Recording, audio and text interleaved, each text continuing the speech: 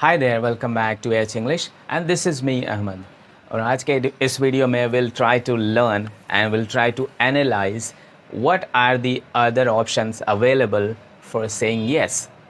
When someone asks you, are you going home? You say yes or no. If we say yes, suppose, are you going home? Yes. Like this. So if you're answering someone yes, instead of using yes, what are the different options available? Today we are going to learn 5 options that are available and that are spoken by the native speakers and the professionals. So we'll try to learn them today one by one. So let's dive into the video without wasting any time.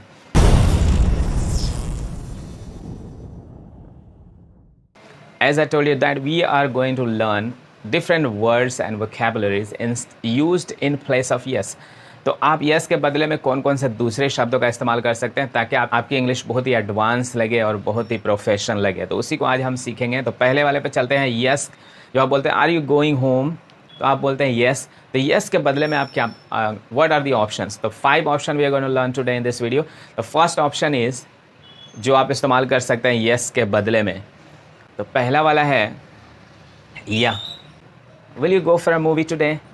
या, you can say yeah. Are you eating your breakfast?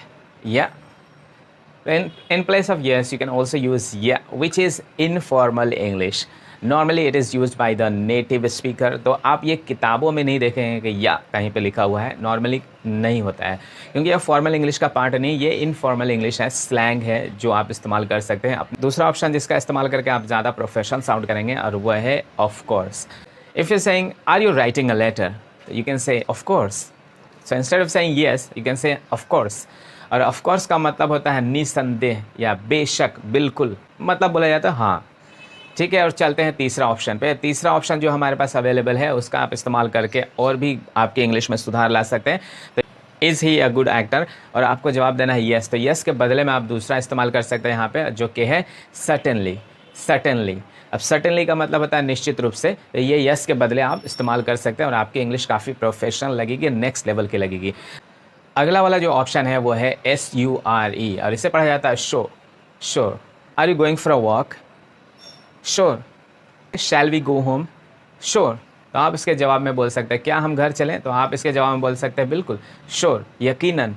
तो इसका भी इस्तेमाल करके अपनी English को next level पर लेकर जा सकते हैं। और let's move on to the next option which is last but not the least, और लास्ट वाला ऑप्शन है डेफिनेटली। अगर आपसे कोई पूछता है will you buy a car today, और आपको जवाब देना है येस, तो उसके बजाय आप इस्तेमाल कर सकते हैं definitely. Will you buy a car today? Definitely. Definitely का भी मतलब होता है निश्चित रूप से, या बिल्कुल, या बिल्कुल, बिल्कुल, या हाँ। तो येस के बदले में इन सब इसका आप इस्तेमाल करके अपनी इंग्लिश को नेक्स्ट लेवल पर लेकर जा सकते हैं और अपनी इंग्लिश को काफ़ी एडवांस बना सकते हैं। And to learn more English like this, please subscribe this channel and give a thumbs up to this video.